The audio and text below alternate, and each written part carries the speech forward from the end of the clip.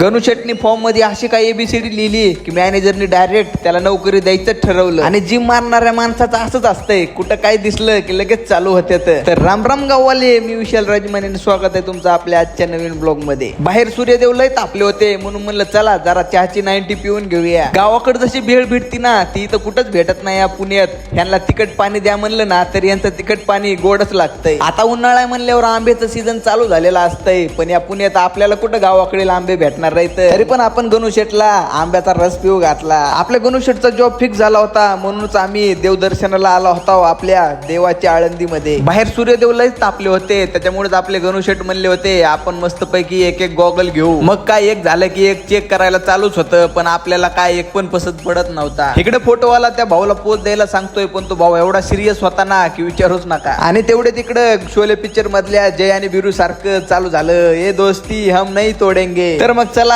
आता आतमध्ये जाऊन देवाचं दर्शन घेऊन येऊया.